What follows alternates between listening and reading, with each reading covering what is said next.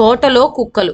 బ్రహ్మదత్తుడు కాశీరాజ్యాన్ని పరిపాలన చేసే కాలంలో ఒకప్పుడు బోధిసత్వుడు రుద్రభూమిలో సునకంగా జన్మించి వందల కొలది కుక్కలు గల ఒక పెద్ద మందకు పెద్దగా ఉంటూ వచ్చాడు.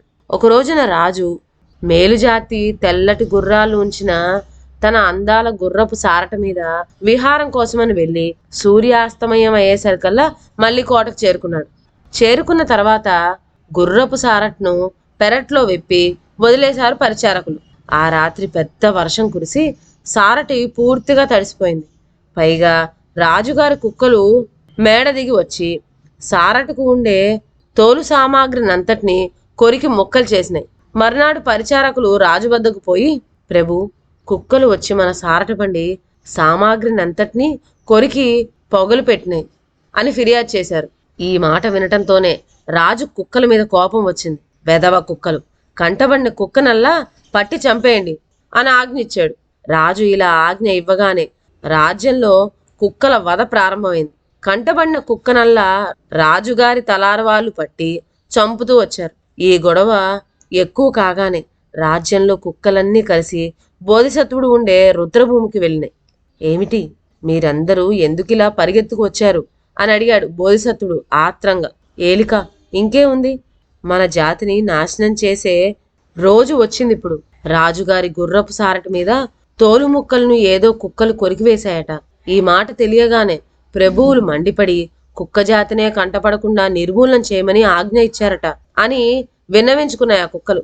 అప్పుడు బోధిసత్వుడు ఇలా తలిచాడు, బయట నుండే కుక్కలు కోట లోపలికి వెళ్ళటానికి ఎంతమాత్రం సాధ్యపడదు. ఏమంటే అహోరాత్రులు పారావాళ్ళు కాపలా కాస్తూనే ఉంటారు కనుక ఇది కోటలో ఉండే కుక్కలు చేసిన పనే కాని వేరే ఏమీ కాదు. ఈ మాట నిజం.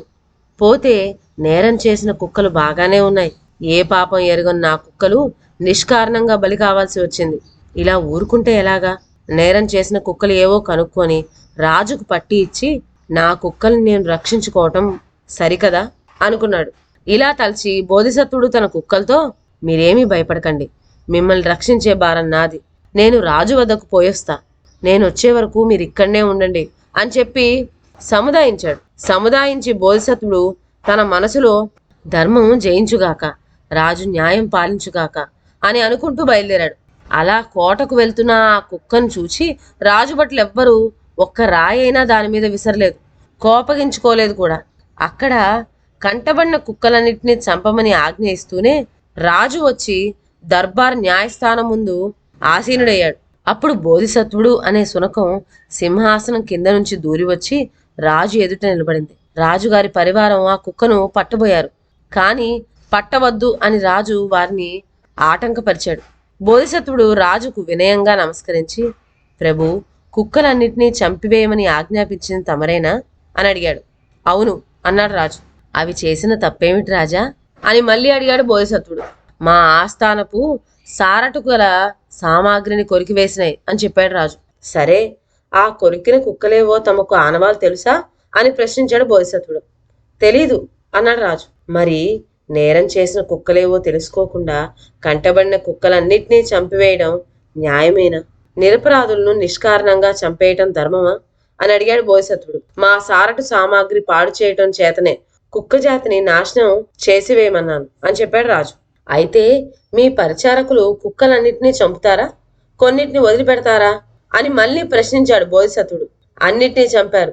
మా కోటలో ఉండే ఉత్తమ జాతి శునకాలను తాకరు అని చెప్పాడు రాజు. అప్పుడు బోధిసత్వుడు ఇలా అన్నాడు, ప్రభు, ఇప్పుడే కదా తమరు మా సారటు సామాగ్రి కొరికివేయటం చేత కంటబడిన కుక్కనల్లా చంపివేసి కుక్క జాతినే నాశనం చేయవలసిందని ఆజ్ఞాపించాము అని సెలవిచ్చారు.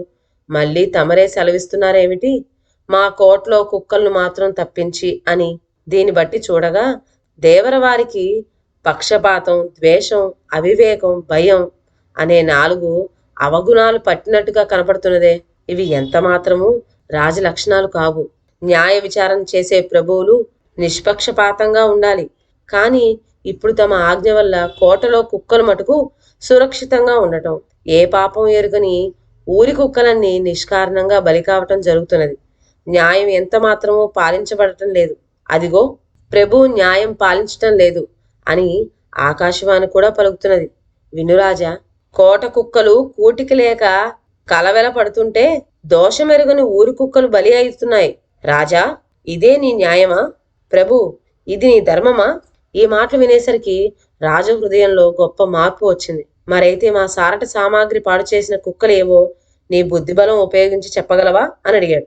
అందుకు బోధిసత్వుడు, చెప్పలేకేం అంటూ మన కోటలో ఉంటున్న మేలుజాతి కుక్కలే అని చెప్పాడు బోధిసత్వుడు. అదేమిటి అన్నాడు చికాకుతో రాజు.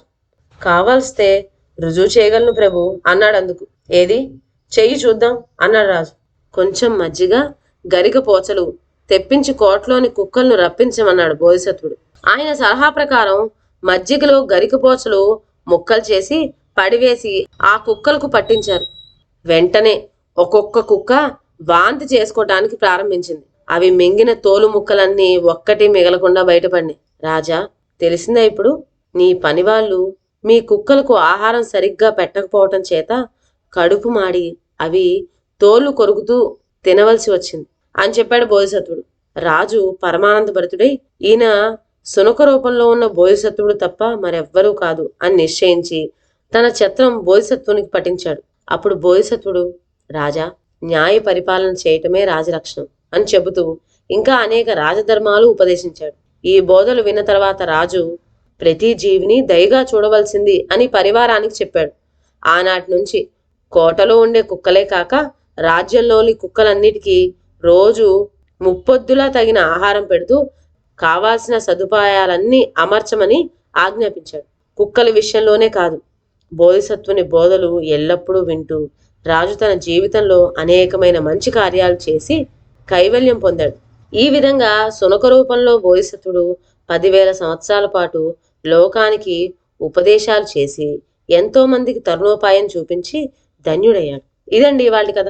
మరొక మంచి కథతో నెక్స్ట్ వీడియోలో కలుద్దాం. అంతవరకు సెలవు. నా ఛానల్లోని కథలు మీకు నచ్చినట్లయితే నా ఛానల్ను లైక్ చేసి సబ్స్క్రైబ్ చేయండి. షేర్ చేయడం మర్చిపోవద్దు. కొత్త కథల నోటిఫికేషన్ కోసం బెల్ ఐకాన్ ప్రెస్ చేయండి. Thank you.